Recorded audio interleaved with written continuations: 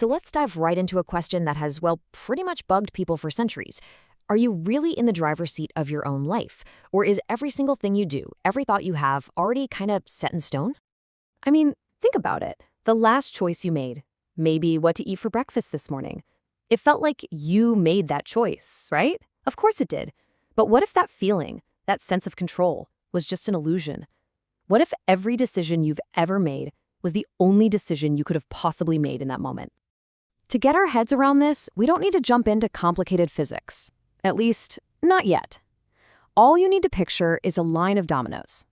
The first one falls, it knocks over the next, which knocks over the next one, and so on, right? Each fall is perfectly, predictably caused by the one right before it. Well, the whole idea of determinism is that our entire universe, it works just like that. Okay, so let's put a proper name on this whole domino idea. We're talking about the concept of determinism, and at its heart, it's all about this unbreakable chain of cause and effect. So what is it exactly? Well, determinism is the idea that every single event, and I mean everything, from a star-going supernova to you clicking on this explainer, is the necessary result of everything that came before it.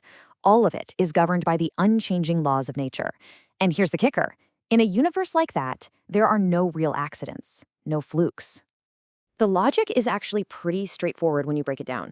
You take any event in the past, then the laws of nature, things like gravity, motion, physics, they get to work on that event, and boom, you get an effect. And that effect immediately becomes the cause for the next thing in the chain. It's just this continuous, unstoppable sequence. And listen, this is not some newfangled idea. The philosopher Baruch Spinoza was talking about this hundreds of years ago. When he says nothing is contingent, what he means is that nothing is random. Nothing just happens by chance. Everything is necessary. It had to happen the way it did because of everything that led up to it. Now, this big philosophical idea got a huge boost from an unlikely place, science. All of a sudden, the universe started looking less like a mystery and more like a beautifully crafted machine. This is where Isaac Newton comes in. His laws of motion were a complete game changer. They showed that the planets moving through space, or an apple falling from a tree, weren't random at all. They followed super strict, totally predictable rules. If you knew the starting conditions, you could calculate the future perfectly. The universe, it seemed, was like a giant ticking clock. And then the scientist Pierre-Simon Laplace took this idea to its ultimate conclusion. He came up with this thought experiment. People call it Laplace's demon. Imagine a super intelligence that knew the exact position and momentum of every single particle in the universe. For a mind like that, Laplace said, the future would be totally known and the past would be completely clear. This is scientific determinism in a nutshell. Okay. So planets, particles, dominoes, they're all locked into a predictable path. That's all fine and good, but it leads to a really personal, kind of uncomfortable question. What about us? I mean, let's be real. Our thoughts don't come from some magical place. They're the product of neurons firing in our brain. And that brain was built by our genes and shaped by every single experience we've ever had. So if all of that stuff is just another part of this massive chain of cause and effect, was your choice to have coffee over tea this morning ever really a choice? Could you have actually chosen differently? And this is where the big conflict happens. On one hand, you have our gut feeling, right? I feel free. I am the one making my choices. I could have picked something else. But then the determinist argument comes back and says, well, your choices are just caused by your desires. And your desires? They were caused by all the prior events in your life. And guess what? You didn't choose those prior events. The philosopher Arthur Schopenhauer just nailed this problem with this amazing quote. Man can do what he wills, but he cannot will what he wills. Think about that. You can absolutely do what you want to do. If you want to raise your hand, you can. But you can't choose what you want. Those wants, those desires, they just appear thanks to your biology and your history. So where does that leave us? How do we get out of this mess? Well, philosophers have been duking it out over this for centuries, and they've basically landed in two big camps. So on one side, you've got the hard determinists. They say, look, determinism is true, and that means free will as we think of it is just an illusion. Sorry. But then on the other side, you have the soft determinists, also called compatibilists.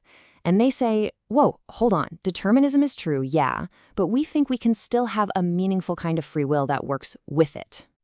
See, the soft determinist tries to solve the problem by redefining what free means. They say freedom isn't about being some kind of uncaused cause. No, freedom is simply about acting on your own desires without somebody else forcing you to do it. As long as you're not a puppet with someone else pulling the strings, you're free, even if the desires themselves were caused by your past. But the hard determinist, someone like Thomas Hobbes, would push right back on that. They just stick to the cold, hard logic. For them, that chain of causation is absolute. Every single thing a person does is just one more link in a chain that stretches all the way back to the dawn of time. Period. Now, you might be sitting there thinking, okay, this is some interesting abstract philosophy, but what does it have to do with my life? Well, it turns out this debate has some massive real-world consequences, from cutting-edge science to the very way we run our society. Modern science just keeps throwing gasoline on this fire. You've got neuroscientists finding that our brains seem to make a decision seconds before we're even aware of it. Biologists are constantly showing how deeply our genes influence our behavior. The biggest curveball, though, comes from quantum physics, which suggests that down at the tiniest subatomic level, things might be truly random. But does that help? Is an action caused by a random particle firing really free? Or is it just, well, random? And this is where the rubber really meets the road. I mean, think about our justice system. How do we justify punishing someone if their actions were inevitable? How do we praise someone for an amazing achievement? If you really take determinism seriously, it could totally change how we think about everything from blame and praise to education and even compassion. Even Albert Einstein, one of the smartest people to ever live, he came down firmly on the side of determinism. He saw the whole universe, from the biggest galaxies right down to our own individual lives, as playing out according to a script written by the laws of physics, forces that are totally out of our hands. So that leaves us with this final question to chew on. If we accept that everything we do has a cause, where does that take us? Does that mean no one is responsible for anything? Or could it be the opposite? Could it be a path to letting go of blame and instead trying to build a deeper understanding of all the complex forces that make us who we are? What do you think?